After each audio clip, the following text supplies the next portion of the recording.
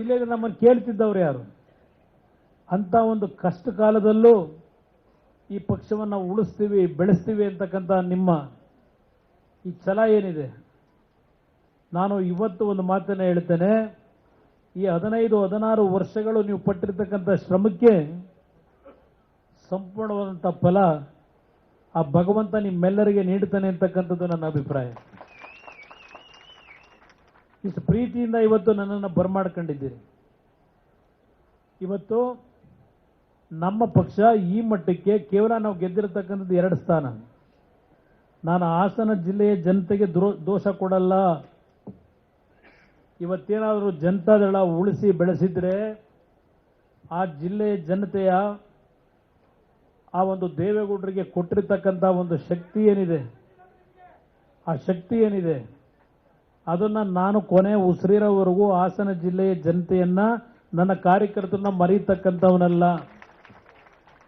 ಕೆಲವು ರಾಜಕೀಯದ ಬೆಳವಣಿಗೆಗಳಾಗಿದ್ದಾವೆ, ಅದಕ್ಕೂ ಒಂದು ಕಾಲ ಬರುತ್ತೆ, ಅದಕ್ಕೂ ಕಾಲ ಬರುತ್ತೆ.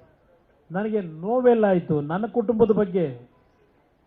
ಇವತ್ತೇನು ನಡೀತಾ ಇದೆ ಪಾಪ, ನಾನು ಕುಟುಂಬ ಅಂತ ಹೇಳಿದ್ರೆ, ನಾನು ಕುಟುಂಬ ಆದರೆ ನಾನು ನಿಖಿಲ್ ಅನಿತಾ ಅಂತ ಹೇಳಿದೆ ಅಂತೇಳಿ ಅದಕ್ಕೂ ಪ್ರಚಾರ ನಡೆದೋಯ್ತು. ನಮ್ಮ ಕುಟುಂಬದಲ್ಲಿ ನಾವು ಬೇರೆ ಇದ್ದೇವೆ, ಎಲ್ಲರನ್ನ ಅವರವ್ರ ವ್ಯವಹಾರ ಅವ್ರು ಮಾಡ್ಕೊತಾರೆ. ಆ ಹಿನ್ನೆಲೆಯಲ್ಲಿ ಹೇಳಿದ್ರೆ ಅದಕ್ಕೂ ನನ್ನ ಮೇಲೆ ಟೀಕೆ ಮಾಡಿದ್ರು. ಆದರೆ ಇವತ್ತು ಹೇಳ್ತೇನೆ, ಈ ರಾಜ್ಯದ ಮುಖ್ಯಮಂತ್ರಿಗಳಿಗೆ, ಇವತ್ತು ಕಾಂಗ್ರೆಸ್ನ ನಾಯಕರಿಗೆ ಹೇಳ್ತೇನೆ, 82 ವರ್ಷದ ಯಡಿಯೂರಪ್ಪನವರನ್ನ ನಮ್ಮ ಕುಟುಂಬ ಮುಗಿಸಬೇಕು ಅಂತ ಹೇಳಿ ಏನೇನು ನಡೆಸಿದ್ರಿ ಅನ್ನೋದು ಅದೊಂದು ಭಾಗ ಇರಲಿ. ಹೋರಾಟ ಮಾಡ್ತೀವಿ ನಾವು, ಎದುರಿ ಪಲಾಯನವಾದ ಮಾಡಲ್ಲ. ಏನೇನು ಮಾಡಿದ್ರಿ, ನಿಮ್ಮ ಆಡಳಿತವನ್ನು ದುರುಪಯೋಗ ಪಡಿಸ್ಕೊಂಡು ನಿಮ್ಮ ಮಂತ್ರಿಗಳು, ನಿಮ್ಮ ಪೊಲೀಸ್ ಅಧಿಕಾರಿಗಳನ್ನು ಯಾವ ರೀತಿ ನೀವು ದುರುಪಯೋಗ ಪಡಿಸ್ಕೊತಾ ಇದ್ದೀರಿ, ಅದೆಲ್ಲ ಒಂದು ಭಾಗ ಇರಲಿ. ಕಾನೂನು ತೀರ್ಮಾನ ಮಾಡಲಿ ಇದನ್ನು. ಆದರೆ ನನಗೆ ನೋವಾಗಿದ್ದು ನಿನ್ನೆ ದಿನ ಈ ರಾಜ್ಯದಲ್ಲಿ 4 ಬಾರಿ ಮುಖ್ಯಮಂತ್ರಿಗಳಾಗಿ 82 ವರ್ಷದ ಯಡಿಯೂರಪ್ಪನವ್ರ ಬಗ್ಗೆ ಯಾವ ಕುತಂತ್ರ ನಡೆಸ್ಕೊಂಡು ನೀವು ಅರೆಸ್ಟ್ ಮಾಡಬೇಕು ಅಂತೇಳಿ ಅವ್ರ ಮೇಲೆ ಕೈ ಹಾಕಿದ್ದೀರಿ. ದೇವೇಗೌಡರ ಕುಟುಂಬ ಮುಗಿಸಾಯಿತು, ಈಗ ಯಡಿಯೂರಪ್ಪನವ್ರ ಕುಟುಂಬನೂ ಮುಗಿಸೋಣ ಅಂತಕ್ಕಂಥದ್ದು ನಿಮ್ಮ ಈ ಕುತಂತ್ರ ಇದೆಯಲ್ಲ. ಮುಂದಿನ ದಿನ ಈ ರಾಜ್ಯದಲ್ಲಿ ಕಾಂಗ್ರೆಸ್ಸು ಸಂಪೂರ್ಣ ಸರ್ವನಾಶ ಆಗೋದನ್ನ ಯಾರೂ ತಪ್ಪಿಸಲಿಕ್ಕೆ ಸಾಧ್ಯ ಇಲ್ಲ. ಅದು ಫೆಬ್ರವರಿ ತಿಂಗಳಿನಲ್ಲಿ ಕಂಪ್ಲೇಂಟ್ ಕೊಟ್ರಂತೆ. ಫೆಬ್ರವರಿ ತಿಂಗಳಿನಲ್ಲಿ ಆ ಕೇಸ್ನಲ್ಲಿ ಆ ರೀತಿ ಆಗಿದ್ರೆ ಈ 3 ತಿಂಗಳು ಯಾತಕ್ಕೆ ಅವ್ರನ್ನ ಟಚ್ ಮಾಡಲಿಲ್ಲ ನೀವು? 4 ತಿಂಗಳು ಯಾಕೆ ನೀವು ಟಚ್ ಮಾಡಲಿಲ್ಲ ಯಡಿಯೂರಪ್ಪನವ್ರನ್ನ? ಆ ಕೇಸ್ನಲ್ಲಿ ಯಾವುದೋ ನಮ್ಮ ಮುರುಘರಾಜೇಂದ್ರ ಸ್ವಾಮಿಗಳದ್ದು ಒಂದು ಪ್ರಕರಣ ಆಯಿತು, 24 ಗಂಟೆಲಿ ಅರೆಸ್ಟ್ ಮಾಡಿದ್ರಿ.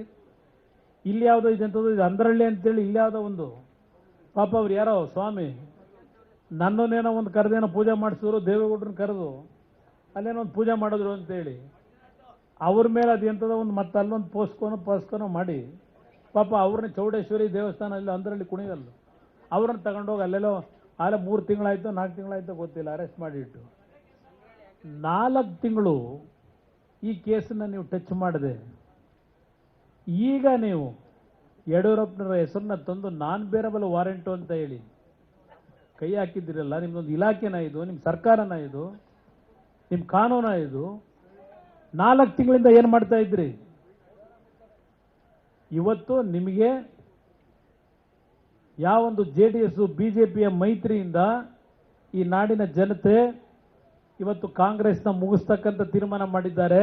ಅವ್ರು ತಿಳ್ಕೊಂಡಿದ್ದಾರೆ ಕಾಂಗ್ರೆಸ್ನವರು 9 ಸೀಟ್ ಗೆದ್ದಿದ್ದೀವಿ ಅಂತೇಳಿ. ಆ 9 ಸೀಟು ಅವ್ರ ಶ್ರಮದಲ್ಲಿ ಗೆದ್ದಿದ್ದಲ್ಲ. ಅದು ಕೆಲವು ಕ್ಷೇತ್ರದಲ್ಲಿ ನಮ್ಮವರು ಸ್ವಲ್ಪ ಮೋದಿಯವರ ಹೆಸರಿನಲ್ಲಿ ನಾವು ಗೆದ್ದಾಯ್ತು ಅಂತ ಹೇಳಿ ಸ್ವಲ್ಪ ಆ ಶ್ರಮವನ್ನು ಹಾಕತಕ್ಕಂಥದ್ರಲ್ಲಿ ಸ್ವಲ್ಪ 8 ಸೀಟ್ ಗೆದ್ದಿದ್ದಾರೆ. ಇಲ್ಲದೆ ಇದ್ದಿದ್ರೆ ಈ ರಾಜ್ಯದಲ್ಲಿ 26 ಸ್ಥಾನ ನಾವು ಗೆಲ್ತಾ ಇದ್ವು. ಹಾಸನದಲ್ಲಿ 21ನೇ ತಾರೀಕು ಅದೆಂತದೋ ಪೆನ್ ಡ್ರೈವ್ ಅಂತ ಕುಮಾರಸ್ವಾಮಿ ಜೋಬಲ್ಲಿ ತೋರ್ಸನೋ ಇದೇ ಡ್ರೈವ್ ಇರಬೇಕು ಬಿಟ್ಟ ಅಂತ ಹೇಳಿದ್ರು. ನಿಮ್ಮ ಯೋಗ್ಯತೆಗೆ ನ್ಯಾಯಯುತವಾದ ಚುನಾವಣೆ ನಡೆಸದೆ ಏನೇ ನಡೆಸಿದ್ದೀರಿ? ಹೆಣ್ಣು ಮಕ್ಕಳು ಗೌರವ ಹಾಳು ಮಾಡಿರ್ತಕ್ಕಂಥದ್ದು ನಿಮ್ಮಂತ ನೀಚರು ಇವತ್ತು ಆ ಹೆಣ್ಣು ಮಕ್ಕಳು ಕುಟುಂಬಗಳನ್ನು ಹಾಳು ಮಾಡಿದ್ದೀರಿ. ಆ ಪೆನ್ ಡ್ರೈವ್ಗಳಲ್ಲಿ ಆ ಹೆಣ್ಣು ಮಕ್ಕಳು ಮುಖ ಇಟ್ಟು ಏನು ನಡೆದಿದೆಯೋ ಇನ್ನೂ ಏನೋ ಘಟನೆಗಳು ಬರಬೇಕದು. ನಾನು ಯಾರನ್ನು ವಹಿಸ್ಕೊಂಡು ಮಾತಾಡಲ್ಲ. ಚುನಾವಣೆಯಲ್ಲಿ ಗೆಲ್ಲಕ್ಕೋಸ್ಕರವಾಗಿ ಹಲವಾರು ಕುಟುಂಬದ ಬಾಳನ್ನು ಹಾಳು ಮಾಡಿರ್ತಕ್ಕಂಥ ಇಂಥ ನೀಚ ಸರ್ಕಾರ ಇದು. ಯಾರನ್ನು ಅರೆಸ್ಟ್ ಮಾಡಿದ್ದೀರಿ? ಯಾರನ್ನು ಅರೆಸ್ಟ್ ಮಾಡಿದ್ದೀರಿ ನೀವು? ನಡೀತಲ್ಲ ಅದು ಯಾವುದೋ ಒಂದು ಫೋನು ಕಾನ್ವರ್ಸೇಷನ್ನು ನಮ್ಮ ಸಿ ಡಿ ಶಿವು ಅವ್ರದ್ದು. ನಾನೀಗೆಲ್ಲ ಆ ಲೆವೆಲ್ಗೆ ಇಳಿಬಾರ್ದು. ನಾನು ಕೇಂದ್ರದ ಸಚಿವನೇನಿದ್ದೇನೆ ಅವ್ರ ಲೆವೆಲ್ಗೆ ನಾನು ಬರಬಾರ್ದು. ಈಗ ನನ್ನ ಗುರಿ ಈ ನಾಡು, ಈ ರಾಜ್ಯ, ದೇಶ ಅಭಿವೃದ್ಧಿಗೆ ನನ್ನ ಗುರಿ ಇರಬೇಕು ಹೊರತು ಇಂಥವರ ಬಗ್ಗೆ ಚರ್ಚೆ ಮಾಡೋದು ಎಲ್ಲೋ ಒಂದು ಕಡೆ ನನಗೆ ಅದು ಸರಿ ಬರೋದಿಲ್ಲ ಅಂತಕ್ಕಂಥದ್ದು ನಾನು ಅರ್ಥ ಮಾಡ್ಕೊಂಡಿದ್ದೇನೆ.